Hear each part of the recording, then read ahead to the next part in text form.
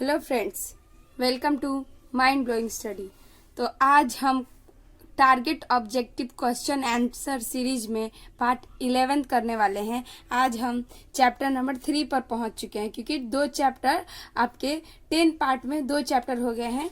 पहला जो चैप्टर था आपका वास्तविक संख्या, उसमें हम लोगों ने टोटल 97 क्वेश्चन किए थे, और जो सेकेंड पार्ट था आपका उसका नाम था बहुपद, उसमें हम लोगों ने 78 के करीब क्वेश्चन किया है। ठीक है, अब हम थर्ड पार्ट हमारा तीसरा जो चैप्टर है जिसका नाम है दो चर वाले, यहाँ पे देखिए दो चर वाले रैखिक समीकरण युग्म, यानी कि pair of linear equation in two variables.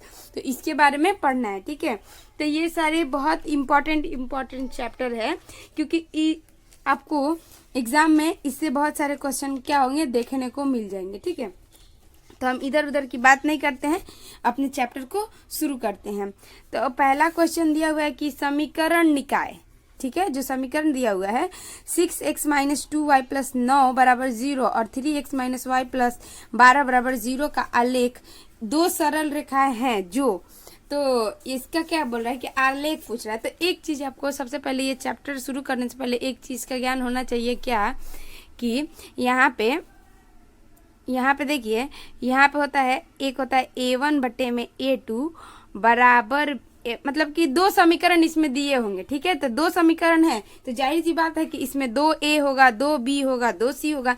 तो सिर्फ A लिखेंगे तो कंफ्यूज होंगे, इसीलिए हम इसमें क्या लिखते हैं, A1 लिखते हैं, A2 लिखेंगे, A1 लिखेंगे, A2 लिखेंगे, फिर B1 लिखेंगे, B2 लिखेंगे, C1 लिखेंगे, C2 लिखेंगे। ठीक है, तो ये वाली चीजें होगी। अब जो समीकरण दिया होगा उसमें से A जो है वो लिख लीजिए, B जो है C जो लिख लीजिए। तो इसमें एक रिलेशन होता है क्या कि A1 बटे में A2 बराबर B1 बटे में B2 बराबर C1 बटे में C2। अगर तीनों आपस में बराबर हुए तो इसका आलेख कैसा होगा। ठीक है, क्योंकि अगर तीनों आपस में बराबर हो जाएंगे तो इसका आलेख हो जाएगा समपाती। कैसा हो जाएगा, समपाती। और जो जिसका आलेख समपाती होता है उसके कैसे होते हैं, अनेक हल होते हैं। ठीक है, अनेक हल, इसके हल कैसे हो जाएंगे, अनेक हल।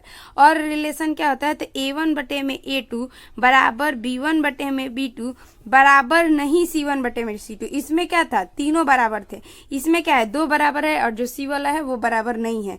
तो इसका आलेख कैसा होगा, तो इस टाइप का जो आलेख होता है वो होता है समांतर। ठीक है, यानी कि इसका आलेख कैसा होगा, समांतर। समांतर कैसे, कि दो रेखाएं हैं और दोनों की बीच की दूरी हमेशा क्या होंगी, बराबर, यानी कि ये एक दूसरे पे कभी प्रतिच्छेद नहीं करेंगे। और संपाती कैसा होता है कि एक रेखा है उसी पे दूसरी रेखा भी है, तो वो क्या है, संपाती। इसके अनेक हल होते हैं, इसके कोई हल नहीं होते हैं। ठीक है, कोई हल नहीं होता है। और एक होता है रिलेशन क्या, A1 बटा में A2 बराबर नहीं B1 बटे में B2, यानी कि यहाँ शुरू में ही क्या हो जाता है, बराबर नहीं होता है।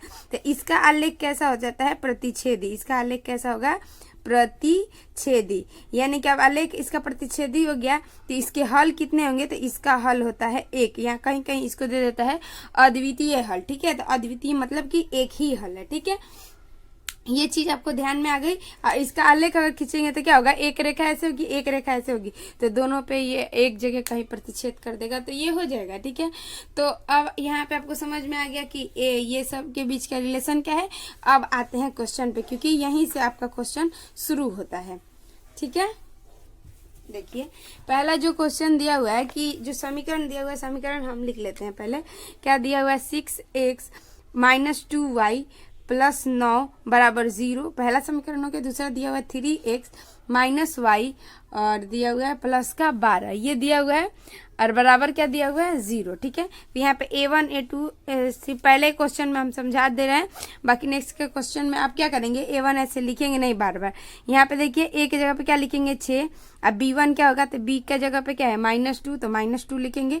और C1 क्या लिखेंगे, इसमें का तो 9 लिख दीजिए। अब यहाँ वाला सब 2 वाला है, A2 कितना लिखेंगे, 3, B2 कितना लिखेंगे, -1, और C2 कितना लिखेंगे, 12 लिखेंगे। अब A1 A2 देख लीजिए, इसका रिलेशन कैसा है, ठीक है। तो A1 बटे में A2 हो गया और बराबर कितना होगा 6/3। इसका मतलब ये आ गया आपका कितना 2 आ गया, ठीक है। अब फिर B1 बटे में B2 लिखे थे, ये कितना है -2 और ये भी -1, तो -1 कैंसिल हो गया, ये भी आ गया कितना 2। और यहाँ पे C1 बटे में C2 निकालेंगे तो C1 कितना है 9 और C2 कितना है 12। इसको काटेंगे तो 3 बटे में कितना आ गया 4। तो यहाँ पे आपको क्या दिख रहा है कि A1 बटे में A2 बराबर B1 बटे में B2 बराबर C1 बराबर नहीं C1 बटे में C2। तो इस प्रकार का आलेख कब होता है, जब कोई हल नहीं होता है। कोई हल कब नहीं होगा, कोई हल कब नहीं होगा, जब रेखाएं क्या होंगी समानांतर होंगी। तो ये वाली इसका आलेख कैसा होगा, दो रेखाएं कैसी होंगी, यहाँ पे समानांतर होंगी, ठीक है। तो ये हो गया इसका आंसर। नेक्स्ट क्वेश्चन पढ़िए, कह रहा है यदि रैखिक समीकरण का युग्म संगत है तो उसके द्वारा निरूपित रेखाएं होंगी। तो देखिए संगत कब होता है, असंगत कब होता है। एक चीज ये ध्यान रखना आपको, संगत कब होता है, असंगत कब होता है। जिसके भी हल निकलते हैं वो कहलाते हैं संगत, और जिसके हल नहीं निकलते हैं वो क्या कहलाते हैं, असंगत। जैसे कि अभी हम लोग ने पढ़ा संपाति में कितने हल होते हैं, तो अनेकों हल होते हैं, तो वो किस में जाएगा, संगत। और जो ये होता है आपका समानांतर, तो उसमें कोई हल नहीं होता है, तो कोई हल नहीं होता है, इसका मतलब वो क्या हो जाएगा, असंगत, ठीक है। और प्रतिच्छेदी जो होता है उसमें भी एक हल होते हैं, तो वो भी क्या हो जाएगा, संगत। तो ये चीज आपको ध्यान रखना है कि जिसके हल होते हैं उसको क्या कहते हैं, संगत, जिसके हल नहीं होते उसको क्या कहते हैं, असंगत। तो समानांतर में कोई हल नहीं होता तो ये तो नहीं होगा। हमेशा संपाती और पढ़ लेते हैं हमेशा प्रतिच्छेदी। अगर ऑप्शन में दिया हुआ है क्या कि प्रतिच्छेदी या समानांतर, जब दोनों दिया हुआ है तो हम आंसर कौन टिक करेंगे, प्रतिच्छेदी वाला, क्योंकि यही हमारा क्या हो जाएगा, इसका आंसर हो जाएगा। अब नेक्स्ट क्वेश्चन की तरफ बढ़ते हैं। कह रहा है दो चर एक्स वाई में रैखिक समीकरण ax + bx + c = 0 के वास्तविक संख्या के समुच्चय में कितने हल हैं, ठीक है। तो ये जो दिया हुआ है समीकरण, इसके पूछ रहा है कि इसके समुच्चय में एक्स वाई के कितने हल हैं, ठीक है। तो इसके तो हो जाएंगे अनेक हल, लेकिन होंगे कैसे ये समझते हैं, ठीक है। तो होंगे कैसे, तो जो समीकरण दिया हुआ है यहाँ पे लिखिए ax, समीकरण दिया हुआ है ax + by + c बराबर क्या दिया हुआ है 0। किसी एक को आप क्या कर लीजिए, अकेले कर लीजिए, या फिर x को या फिर y को। तो हम क्या कर रहे हैं, y को अकेले कर रहे हैं, ठीक है। y को अकेले करेंगे तो ये उधर जाएगा तो -ax हो जाएगा, और यहाँ पे आ जाएगा -c और बट्टे में क्या आएगा y। ये हो गया, ठीक है। और ये हो गया। अब हम नहीं सॉरी y, हाँ y क्या लिखना था, b लिखना था ना, b लिखना था, क्योंकि y तो इधर ही आ गया। अब यहाँ पे क्या करेंगे, अब x का वैल्यू रखिए, तो x का वैल्यू मान लीजिए हम पहले 0 रखते हैं, तो y बराबर क्या होगा, -a × 0 - c बटे में b, यानी कि ये हो जाएगा 0, यानी कि आपका आ जाएगा c बटे में b। एक ये हो गया, x बराबर क्या रखेंगे 1, तो y बराबर क्या हो जाएगा -a × 1 - c बटे में क्या b, यानी कि -a - c बटे में क्या हो गया b। फिर x बराबर अगर 2 रखेंगे तो क्या होगा, तो y बराबर -a × 2 - c बटे में b, ठीक है। तो अब क्या करेंगे, यहाँ पे लिखेंगे -a - c बटे में सॉरी -2a - c बटे में b, यानी कि आप यहाँ पे देख रहे हैं कि जैसे जैसे हम x का मान बदल रहे हैं वैसे वैसे y का भी मान बदल रहा है। तो आप तो नहीं बता सकते ना कि इसमें कितने हल होंगे, क्योंकि आप जितनी भी संख्या x का बदलेंगे y का भी मान क्या हो जाएगा, बदल जाएगा। इसका मतलब इसके कितने हल होंगे, तो इसके हो जाएंगे अनेकों हल, ठीक है। इसके कितने हल होंगे, तो क्योंकि एक यहाँ पे देखिए, एक तो नहीं हो सकता, दो भी नहीं, तीन, क्योंकि ये और सारे निकल सकते हैं, इसलिए हम इसमें कल क्या लगाएंगे कि इनमें से कोई नहीं, क्योंकि जब होंगे इसके अनेकों हल तो कैसे लगा सकते हैं कुछ भी। कह रहा है रैखिक समीकरण युग्म, नहीं उसके बाद 4 नंबर का क्वेश्चन था ना, हाँ 4 नंबर का क्वेश्चन है। कह रहा है कि रैखिक समीकरण में चर के घात की संख्या होती है। तो जो रैखिक समीकरण होती है उसके चर जो होते हैं एक्स वाई जेड को क्या कहते हैं, चर, और जो संख्या दिया रहता है उसको क्या कहते हैं, अचर। तो रैखिक समीकरण में जो चर है उसके घात की संख्या कितनी होती है, तो हमेशा इसका ध्यान रखिए। जैसे यहाँ पे रैखिक समीकरण दिया हुआ है, ठीक है, इसमें ये क्या है, चर, ये सब क्या है, एक्स वाला क्या है चर, वाई भी क्या है चर, तो इसके घात कितने हैं, तो सबके घात आप बोलेंगे 1 है, तो इसका मतलब रैखिक समीकरण में चर की घात कैसी होती है, 1 होती है। आगे रैखिक समीकरण युग्म 5x + 2y = 16 एवं 7x - 4y = 2 के हल हैं।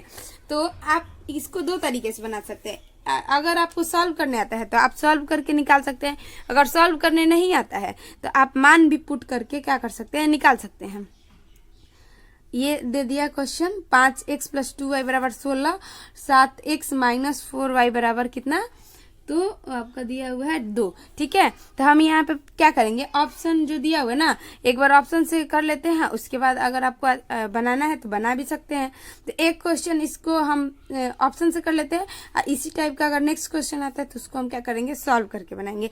तो सबसे पहले जो ऑप्शन ए में दिया हुआ है कि x बराबर 2 रखने पर y बराबर, x का बराबर 2 रखिए, y बराबर क्या 3 रखिए, इसमें x का और y का मान पुट करिए, अगर जोड़ने पे 16 आ जाए, यहाँ पे भी वही आ जाए, तब ये क्या आ जाएगा उसके हल। तो यहाँ पे 5 गुणा यहाँ लिखेंगे 2 + 2 गुणा क्या लिखेंगे 3, और बराबर ये क्या आ जाएगा 16, यानी कि 10 + 6 16। यहाँ पे तो ये वाला सेट हो गया, यहाँ पे भी करके देखिए, तो 7 गुणा क्या लिखेंगे 2, फिर -4 गुणा क्या लिखेंगे 3, ये हो जाएगा 14, और ये हो जाएगा कितना 12। तो यहाँ पे भी घटाएंगे तो कितना आ जाएगा 2। इसका मतलब हमारा पहला ही आंसर इसमें क्या हो गया, सेट हो गया।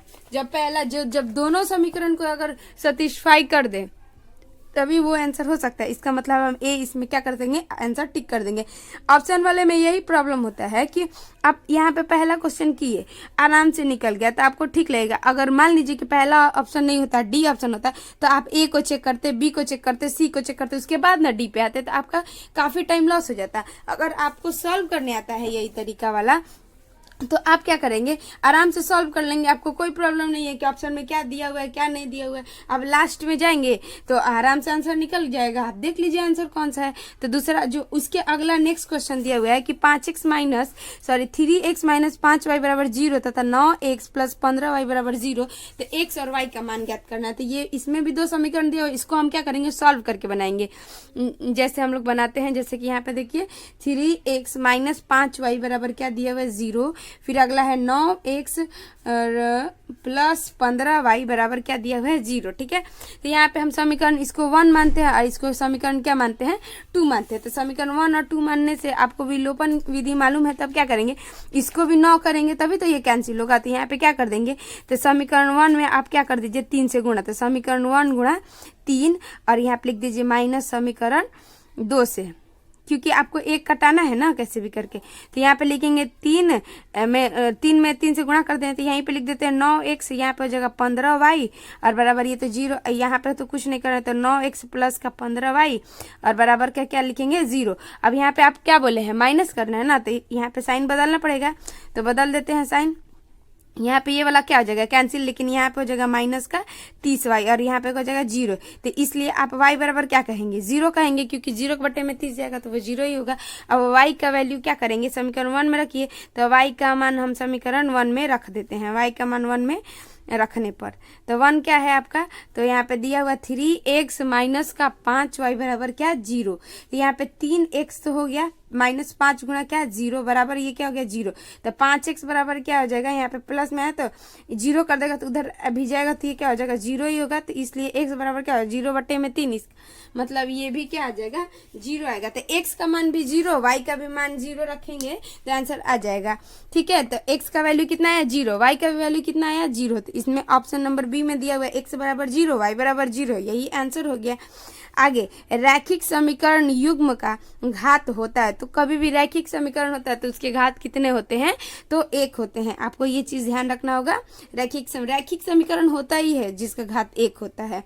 आगे कह रहा है युगपत समीकरण 2x + 3y बराबर 5, 4x + 6y बराबर 9 के निकाय है, मतलब कि ये किसके हल है, कैसे है, क्या है। तो इसको सबसे पहले हम लिखते हैं। ठीक है, सबसे पहले हम यहाँ पे लिखते हैं इसको, जो समीकरण दिया हुआ है, क्या दिया हुआ है 2x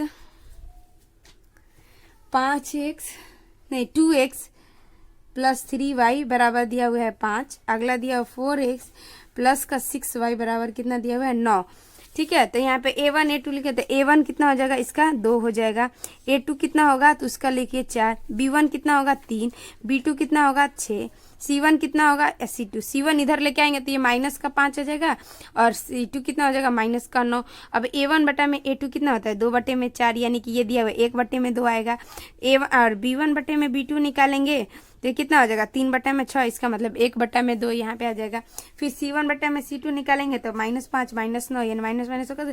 यहाँ पे आप क्या लिखेंगे a1 बटे में a2 बराबर b1 बटे में b2 बराबर नहीं c1 बटे में c2। तो ये किस प्रकार का होता है, तो इसके तो पहली बात ये है कि प्रकार का, तो ये है समानांतर वाला। इसके आलेख कैसे होंगे? समानांतर, ठीक है।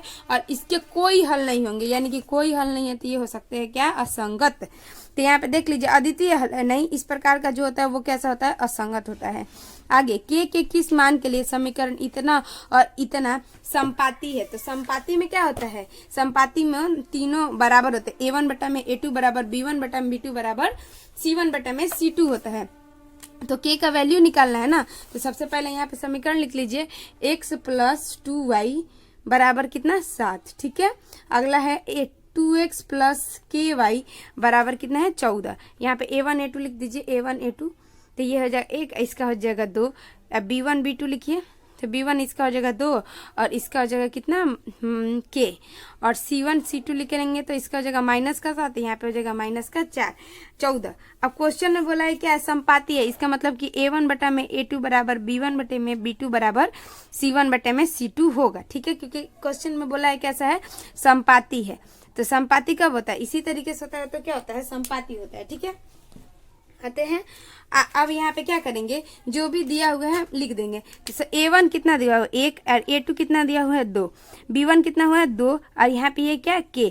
अब यहीं से हमारा सॉल्व हो जाएगा। यहाँ पे c1 लिखना चाहे तो -7 और माइनस का 14। तो ये वाला दोनों लेके सॉल्व करेंगे तो भी निकल जाएगा, ये दोनों लेके निकालेंगे तो भी सॉल्व हो जाएगा।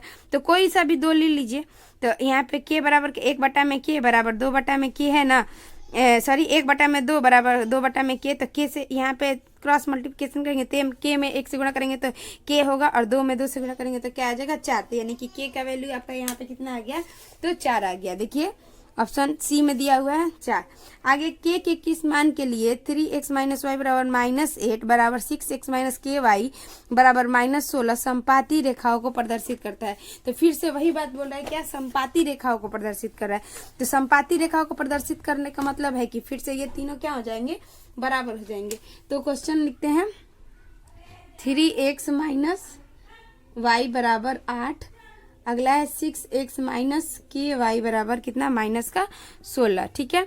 a1 बराबर a2 सब लिखिए 3, 6, b1 b2 हो जाएगा -1 माइनस के, c1 हो जाएगा -8, c2 कितना हो जाएगा? माइनस का 16। संपाती है तो तीनों ही क्या होंगे? बराबर। a1 बटे में a2 कितना है? 3 बटा में 6, और b1 बटे में b2 कितना है? -1 बटे में -k। यहीं से सॉल्व हो जाता है, यहीं कर दीजिए।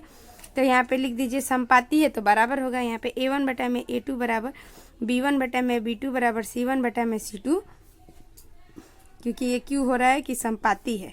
तो यहाँ पे आप लिखा लीजिए 3 बटे में 6 बराबर -1 बटे में माइनस के, माइनस से माइनस कैंसिल, इससे इसे तो 3 यहाँ पे ही कैंसिल हो जाएगा। कितने बार में? 2 बार में। तो k बराबर आपका कितना आ जाएगा? सिर्फ 2 आ जाएगा। k बराबर कितना आ जाएगा? 2। आराम से बन गया। देख लीजिए ऑप्शन ए में दिया हुआ है 2, आंसर हो गया। आगे कह रहा है कि 2 समीकरण युग्म के आलेख प्रतिच्छेदी रेखाएं हैं तो रैखिक समीकरण। तो जब प्रतिच्छेदी होता है, प्रतिच्छेदी मतलब कहीं एक जगह ले जाके कट जाता है, तो इसके हल कितने होंगे? तो केवल एक हल होंगे। देखिए कोई हल नहीं, ऐसा नहीं होगा, एक हल होंगे। यही आपका क्या हो जाएगा? आंसर हो जाएगा, ठीक है। तो अगले वीडियो में हम आगे का क्वेश्चन करेंगे, ठीक है। अगला इसमें बहुत सारे क्वेश्चन आपको यहाँ पे 43 क्वेश्चन दिया हुआ है इस चैप्टर से, ठीक है। तो ये वाला जो हमारा पार्ट हुआ तो इसमें हम ज़्यादा क्वेश्चन नहीं कर पाए। लेकिन क्यों नहीं कर पाए? क्योंकि हमको इसमें थोड़ा सा कॉन्सेप्ट समझना था। बाकी आगे का क्वेश्चन हम नेक्स्ट वीडियो में करेंगे। अगर आपको अच्छा लगा तो आप हमें लाइक और कमेंट करके बता सकते हैं। आपका अच्छा रिस्पॉन्स रहा तो हम बहुत अच्छा आगे भी करेंगे, ठीक है। तो यहाँ तक वीडियो देखने के लिए आपका बहुत बहुत धन्यवाद।